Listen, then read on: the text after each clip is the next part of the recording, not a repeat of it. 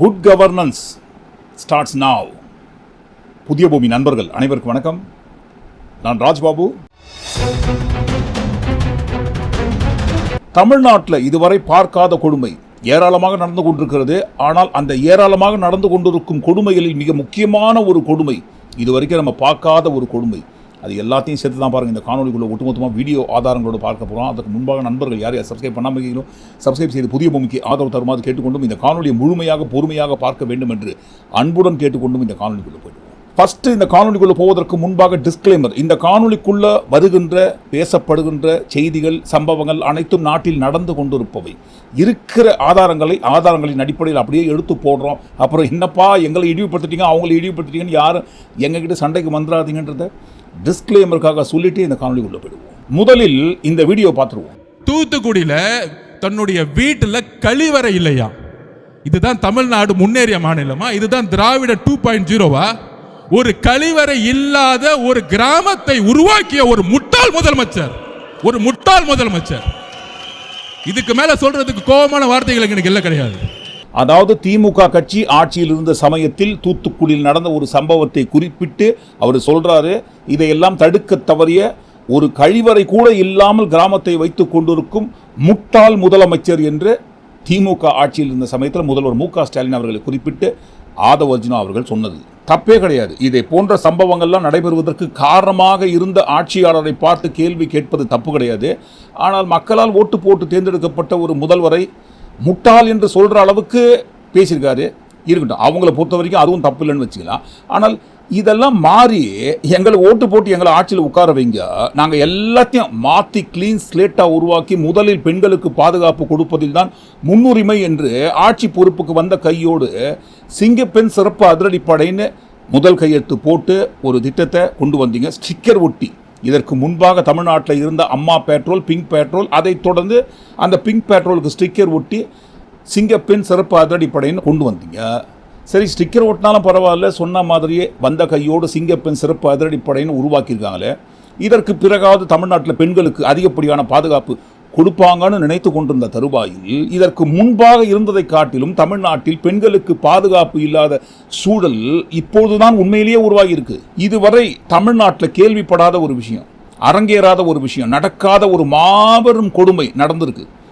72 மணி நேரம் ஒரு சம்பவம் நடந்து 72 மணி நேரம் கழித்து தான் பாருங்க மெயின் ஸ்ட்ரீம் ஊடகங்களில் செய்தியாக வருகிறது.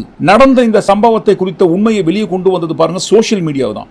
சோஷியல் மீடியா வாயிலாகத்தான் இந்த சம்பவம் குறித்த உண்மைகள் வெளியே வந்து அதற்கு பிறகுதான் பாருங்க 72 மணி நேரங்கள் கழித்து மெயின் ஸ்ட்ரீம் ஊடகங்களில் இந்த சம்பவம் குறித்த செய்திகள் வெளிவருகிறது. 72 மணி நேரம் வரைக்கும் இந்த சம்பவம் குறித்த செய்தியை எந்த ஒரு நியூஸ் சேனல்லையும் வெளியிடாமல் போனது ஏன்?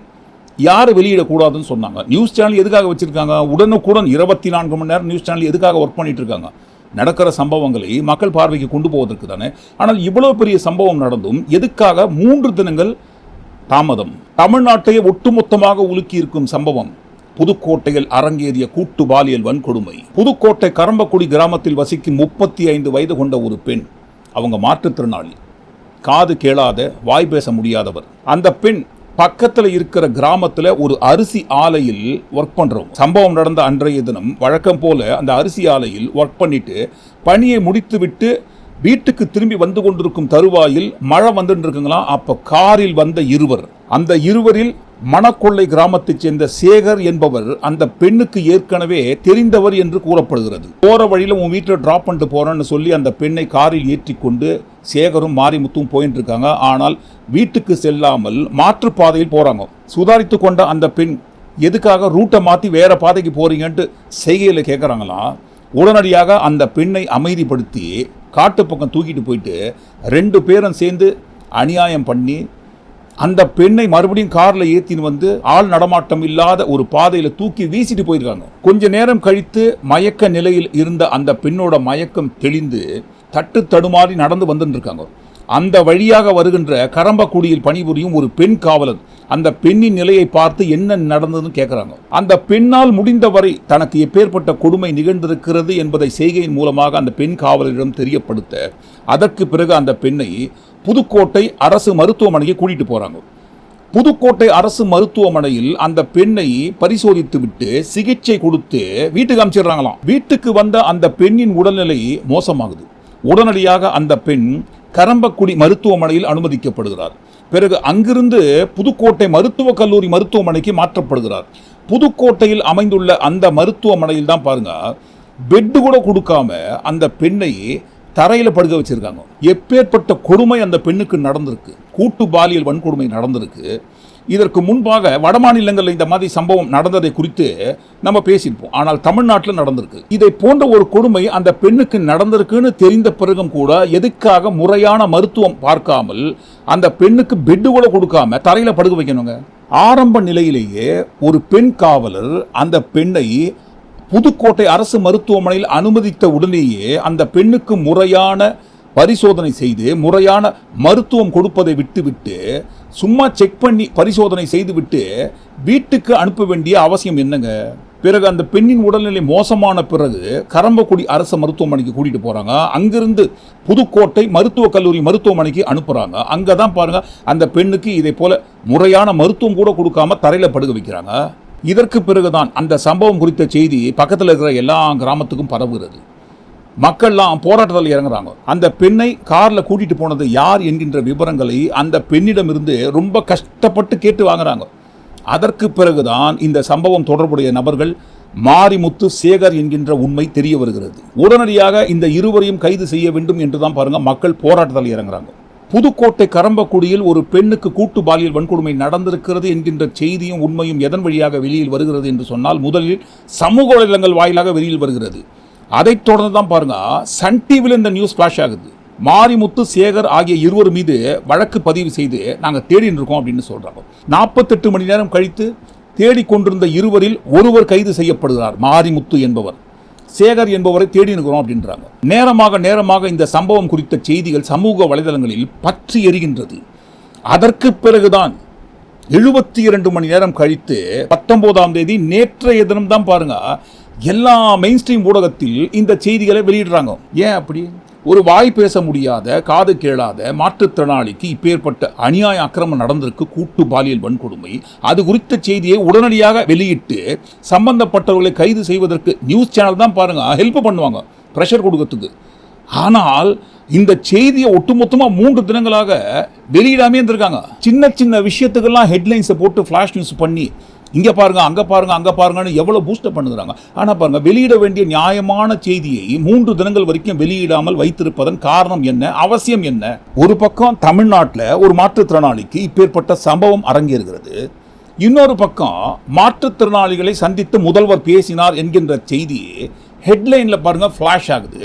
ஆனால் ஒரு மாற்றுத்திறனாளிக்கு இந்த மாதிரி ஒரு அக்கிரமம் நடந்திருக்குங்க அப்படின்ற ஒரு உண்மை செய்தியை முதல்வர்கிட்ட கொண்டு போய் சேர்த்தீங்களா? முதல்வருக்கு இதெல்லாம் தெரியுமா? ஏன்னா எதுவாக இருந்தாலும் நான் தான் பவர் சென்டர்னு சொல்லியிருக்காரு.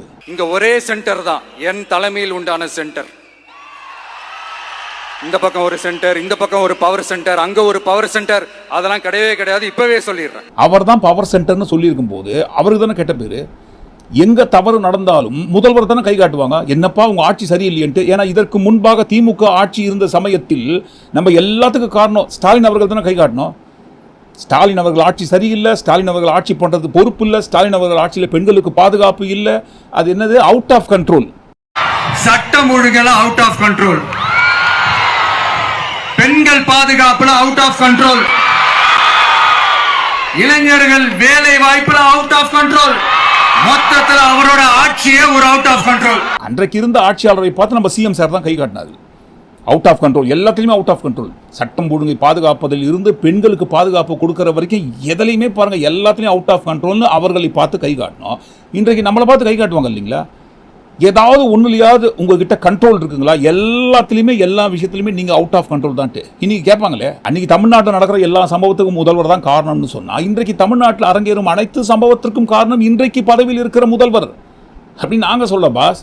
சிஎம் சார் தான் சொன்னார் எல்லாத்துக்கும் காரணம் ஸ்டாலின் சார் தான்ட்டு. அப்போ எல்லாத்துக்கும் காரணம் நீங்கள் தானட்டு கேட்பாங்க இல்லைங்களா? கண்டிப்பாக கேட்பாங்க, கேட்க தான் செய்வாங்க. அந்த பெண்ணுக்கு நடந்த கொடுமையின் உண்மையை வெளியில் கொண்டு வந்தது மக்கள் போராட்டம் ஒரு பக்கம் என்று சொன்னால், இன்னொரு பக்கம் எதிர்க்கட்சிகளின் குரல்கள். இதில் அன்புமணி ராமதாஸ் அவர்கள் சொல்ற விஷயம்தான் ரொம்ப முக்கியமானது. திமுக ஆட்சி அகற்றிய பிறகும் எப்படிங்க திமுக ஆட்சியை அகற்றிய பிறகும் தமிழ்நாட்டில் இன்னமும் பாருங்க சட்டம் ஒழுங்கு சரியில்லாமல் தான் இருக்கிறது. பெண்களுக்கு பாதுகாப்பு இல்லாத நிலை தான் உருவாகி கொண்டிருக்கிறது. ஏன்னா தமிழ்நாட்டில் திமுக ஆட்சியின் கீழ் பெண்கள் வாழ்வதற்கு பாதுகாப்பே இல்லாத சூழ்நிலை உருவாகி விட்டது என்கின்ற ஒரு மாய தோற்றம் பிம்பத்தை ஒட்டுமொத்தமாக எல்லாரும் சேர்ந்தா கட்டமைச்சாங்க. அதில் முக்கியமாக தாவேகா கட்சி மிஸ்டர் விஜய் அவர்கள் தான் அதிகப்படியாக கட்டமைச்சார் தமிழ்நாட்டில். அது என்னங்க அது? பச்சை பிள்ளைங்க, படிக்கிற பிள்ளைங்க, சின்ன பொண்ணுங்க, வீட்டுல இருக்கிற பொண்ணுங்க, வேலைக்கு போற பொண்ணுங்கன்னு இவங்க எல்லாருக்கும் நடக்கிற கொடுமைகளை சொல்ல முடியல சார். அன்னைக்கு கேட்டோமா பெண்கள் பாதுகாப்பு ஒழுங்கா இருக்கு? பெண்களுக்கு பாதுகாப்பு இல்ல, சட்டம் ஒழுங்கு சரியா இல்லைன்னு சொன்னா தமிழ்நாட்டுல பெண்கள் பாதுகாப்பு தான் அதிகமா இருக்குதான். நீங்க சொல்லுங்க மக்களே, பெண்கள் பாதுகாப்பு இருக்கு, சட்டம் ஒழுங்கு சரியா இருக்கு? கேக்குதா சார்? இதுதான் ரியாலிட்டி, இதுதான் நிஜம். சட்டம் ஒழுங்கு கரெக்டா இருக்கு இல்லைங்களா? நாங்க வந்ததுக்கு அப்புறம் எல்லாத்தையும் சரி பண்றோம்னு சொல்லி தான் நீங்க வந்திருக்கீங்க. ஆனா பாருங்க, இப்போ ஒரு புதிய ஆட்சி அமைந்த கையோடு கொடுத்த வாக்குறுதிகளை உடனே நிறைவேற்றுங்க அப்படின்ட்டு யாருமே கேட்க மாட்டாங்க. டைம் எடுத்துக்கணும்னு சொல்லுவாங்க. இந்த கொடுத்த வாக்குறுதிகளை நிறைவேற்றுவதற்கு இந்த பொருளாதாரத்தின் அடிப்படையில் நிதி நிலைமையெல்லாம் சரி பண்ணிட்டு என்னென்ன கணக்கெல்லாம் பார்த்துட்டு ஓகே அதுக்கெல்லாம் டைம் எடுத்துக்கணும்னு சொல்லுவாங்க. ஆனால் வந்த கையோடு சட்டம் ஒழுங்கை பாதுகாப்பதற்கும் பெண்களுக்கு பாதுகாப்பு கொடுப்பதற்கும் எதுக்கு டைமு? பெண்கள் பாதுகாப்பில் நோ காம்ப்ரமைஸ்லாம் பண்ண மாட்டோம். பெண்களுக்கு பாதுகாப்பு கொடுப்பதில் தான் தாவேகா அரசு கண்ணும் கருத்துமாக இருக்கும். அதுதான் எங்களோட ஃபர்ஸ்ட் ப்ரிஃபரன்ஸ்னு சொல்லி தான் பாருங்க வந்த கையோடு சிங்கப்பெண் சிறப்பு அதிரடிப்படையை கொண்டு வந்தீங்க.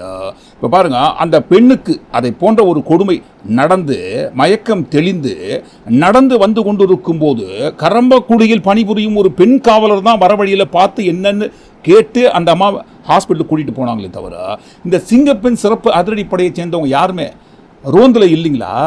பெண்களுக்கு பாதுகாப்பு கொடுப்பதற்காகத்தான் சிறப்பு அதிரடிப்படை சிங்கப்பெண் என்கின்ற தலைப்பில் உருவாக்கி அது பாருங்க எல்லா இடத்துலையும் ரவுண்ட்ஸ்லேயே இருப்பாங்க.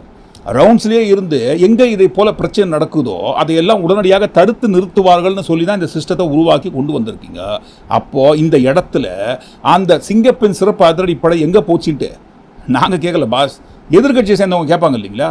அன்றைக்கு இரவு நேரத்தில் கழிப்பறைக்கு சென்ற ஒரு பெண்ணுக்கு நடந்த சம்பவத்தை குறித்து நம்ம என்ன சொன்னோம்?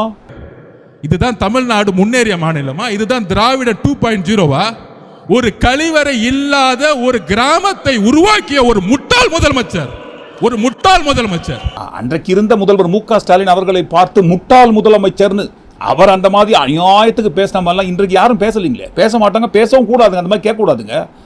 மக்களால் ஓட்டு போட்டு தேர்ந்தெடுக்கப்பட்ட ஒரு முதல்வரை பார்த்து முட்டாள்னா சொல்றது தப்பு.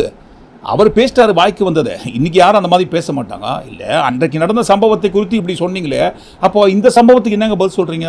வேலைக்கு போயிட்டு திரும்பி வந்து கொண்டிருந்த வழியில் ஒரு பெண்ணை பாருங்க கார்ல கூட்டிட்டு போயிட்டு காட்டு பகுதிக்கு போயிட்டு இந்த மாதிரி பண்ணி ரோட்ல தூக்கி வீசிட்டு போறாங்க. அப்போ பெண்களுக்கு பாதுகாப்பு என்னங்க ஆச்சு? பிரச்சனை என்ன தெரியுமாங்க? அவங்களுக்கு மக்களை பத்தி யோசிக்கிறதுக்கே நேரம் இல்லை, அதுதான் பிரச்சனை. பெண்கள் எங்களுக்கெல்லாம் தமிழ்நாட்டில் பாதுகாப்பே இல்லை. இந்த பாதுகாப்பு எங்களுக்கு கிடைக்கணும்னு சொன்னா விஜய் அண்ணா தான் வரணும். விஜய் அண்ணா ஒருவரால் தான் பெண்கள் எங்களுக்கு பாதுகாப்பு கொடுக்க முடியும்னு நம்பிக்கையோட சொன்னாங்க. இளைஞர் அணிகளுக்கு பெண்களுக்கு மெயினா பாதுகாப்பு வேண்டும், சரிங்களா? குழந்தைகளுக்கு மெயினா, குழந்தைகளை வந்து ரொம்ப இது பண்றாங்க, அவங்களுக்கு வந்து ஒரு பாதுகாப்பு வேணும். அதுக்கு டிவிக்கு விஜய் தான் வந்தா ஆகணும். ஒருக்கு கேக்குதா? எங்களுக்கு பெண்களுக்கு பாதுகாப்பு இல்ல, அவர் அரசியல்ல ஜெயிச்சா இருக்கும் அப்படின்ற ஒரு நம்பிக்கை தான். தளபதி விஜய் மட்டும்தான்.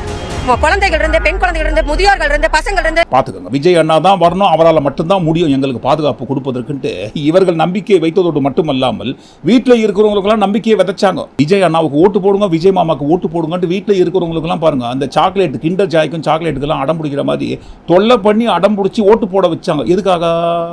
திமுக ஆட்சியில் பெண்களுக்கு பாதுகாப்பு இல்லை, விஜய் அண்ணா வந்தால் பெண்களுக்கு பாதுகாப்பு கொடுப்பார்னு நம்பிக்கையோட. இப்போ எங்கே போச்சுங்க அந்த நம்பிக்கை?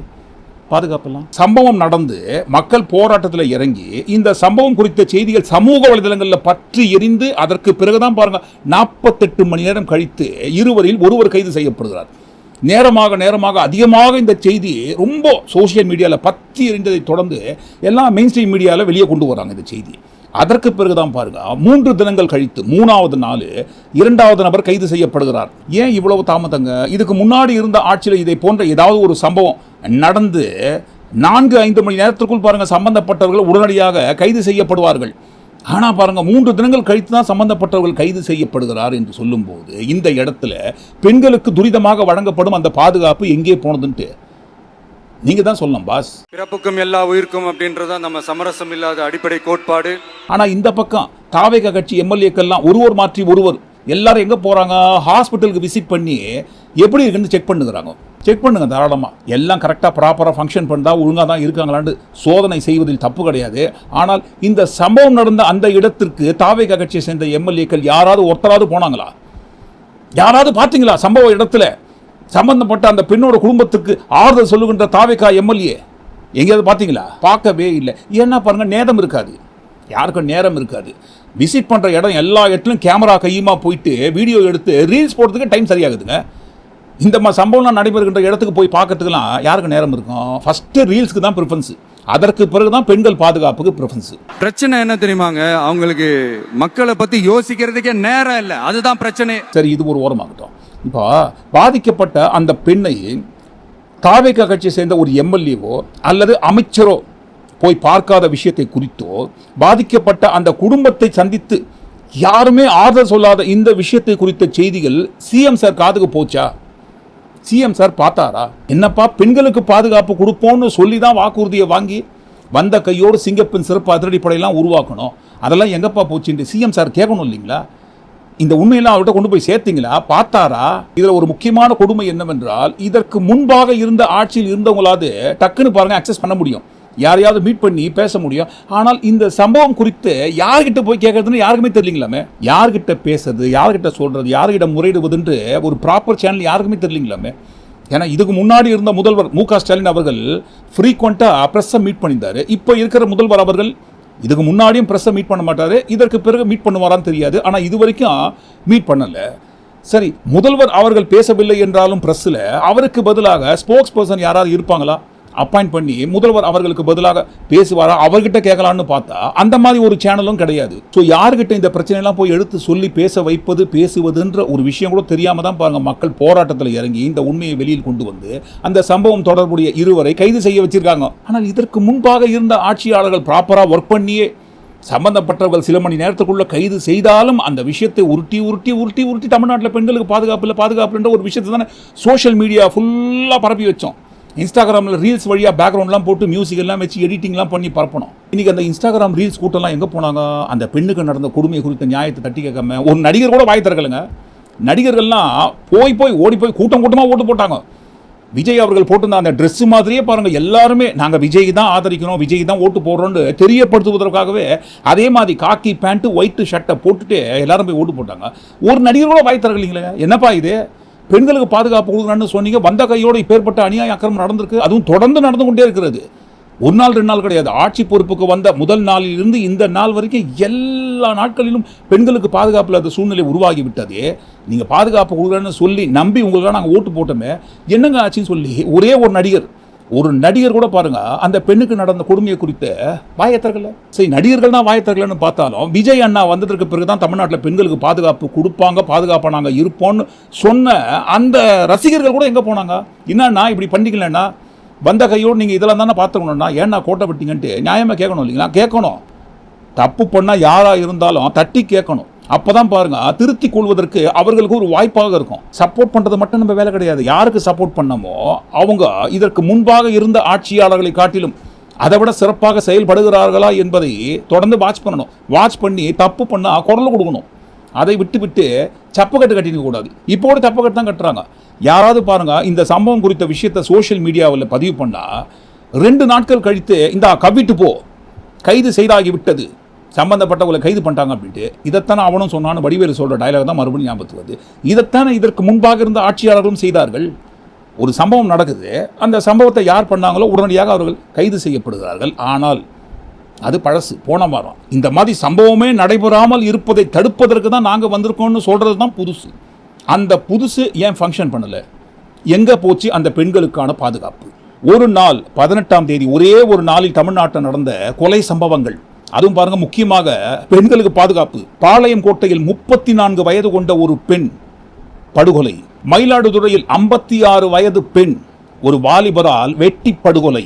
அருப்புக்கோட்டை 2 பெண்கள் உயிருடன் எரித்து வீட்டுக்குள் புகுந்து 2 வாலிபர்களை வெட்டி படுகொலை. திருச்சியில் பட்டப்பகல்ல ஒரு பெண்ணை, காதல் விவகாரம் என்று சொல்லப்படுகிறது, பட்டப்பகல்ல திருச்சியில் உள்ள ஒரு பார்க்கில் அந்த பெண்ணை கல்லால் அடித்து முகத்தை சிதைக்கிறாங்க.